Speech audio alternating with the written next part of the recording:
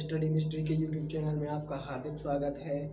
इस वीडियो में हम चर्चा करेंगे कि विज्ञान को, जीव विज्ञान को कितने भागों में विभाजित किया गया है और उनकी शाखाएं कितनी हैं, और जीव विज्ञान का अध्ययन हम वर्तमान समय में किन किन शाखाओं के अंतर्गत कर सकते हैं।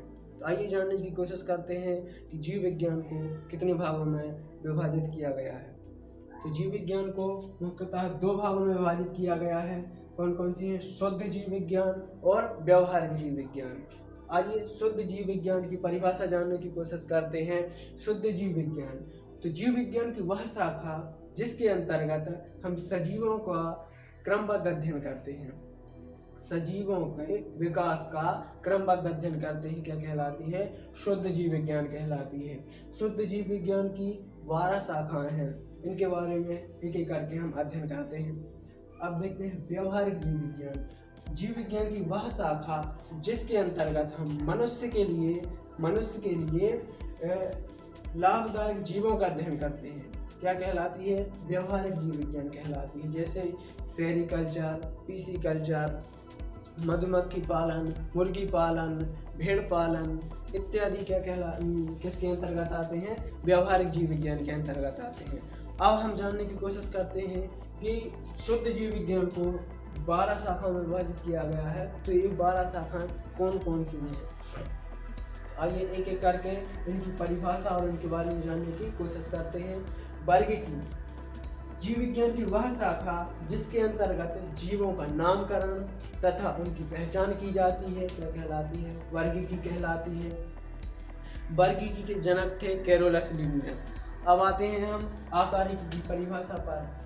तो जीव विज्ञान की वह शाखा जिसके अंतर्गत हम जीवों के आकार, उसकी संरचना का अध्ययन करते हैं, क्या कहलाती है? आकारिकी कहलाती है। आकारिकी को 6 भागों में विभाजित किया गया है। आकारिकी को 6 भागों में विभाजित किया गया है। कौन कौन से? पहला है वह आकारिकी, जिसे बोलते हैं एक्सटर्नल मॉर्फोलॉजी। तो आकारिकी की वह शाखा जिसके अंतर्गत हम जीव शरीर की बाह्य संरचना का अध्ययन करते हैं, क्या कहलाती है? वह आकारिकी कहलाती है। दूसरी शाखा है आकारिकी की शारीरिकी। तो आकारिकी की वह शाखा जिसके अंतर्गत हम जीव शरीर की आंतरिक संरचनाओं का अध्ययन करते हैं, शारीरिकी कहलाती है, जैसे एनाटॉमी बोलते हैं।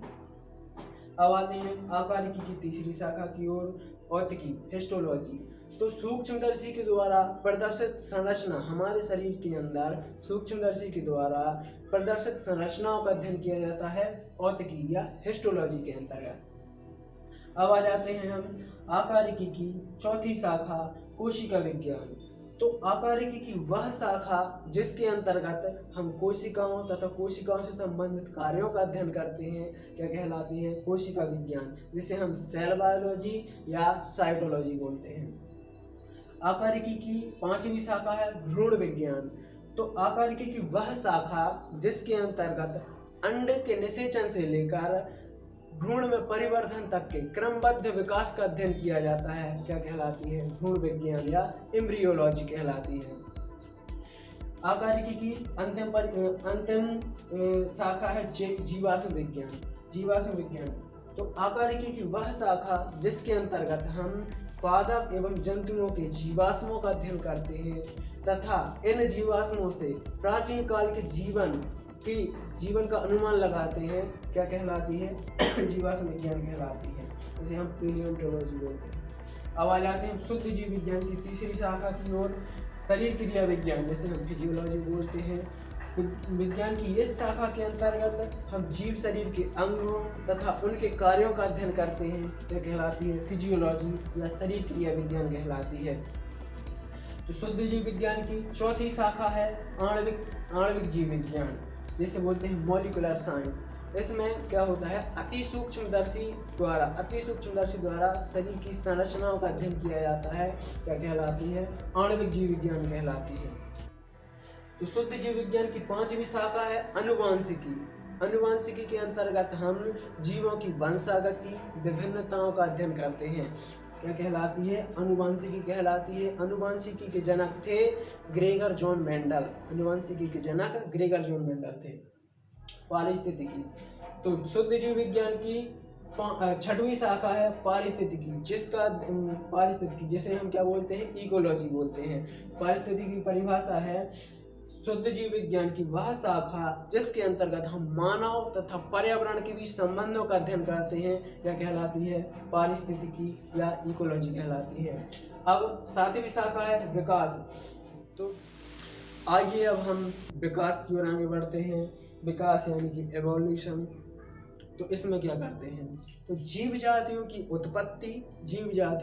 उत्पत्ति एवं विभेदीकरण के इतिहास का अध्ययन हम किसके अंतर्गत करते हैं, विकास के अंतर्गत करते हैं।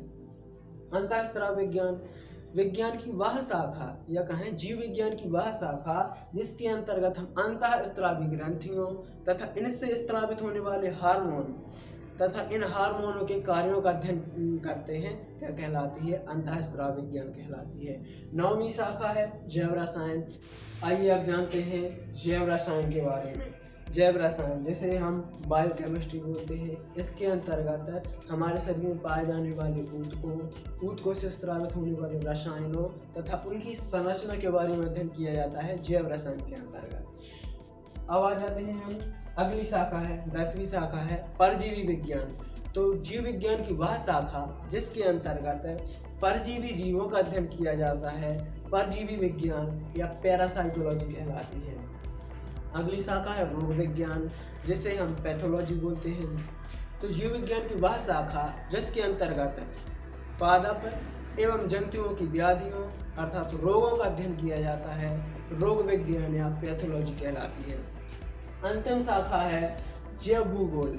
तो जैव भूगोल इस शाखा के अंतर्गत अलग अलग क्षेत्रों में पाई जाने वाली जीव जातियों जैसे वनस्पति और जंतुओं की अलग अलग जातियों का अध्ययन किया जाता है, क्या कहलाती है, जैव भूगोल कहलाती है। इस वीडियो में इतना ही। आगे की वीडियो का इंतजार कीजिएगा। यदि हमारा वीडियो थोड़ा सा भी हेल्पफुल लगा हो तो हमारे वीडियो को लाइक कीजिएगा, कमेंट कीजिएगा और शेयर कीजिएगा। और इसी प्रकार के वीडियो बायोलॉजी से संबंधित आते रहेंगे, इसीलिए हमारे चैनल को सब्सक्राइब कीजिए।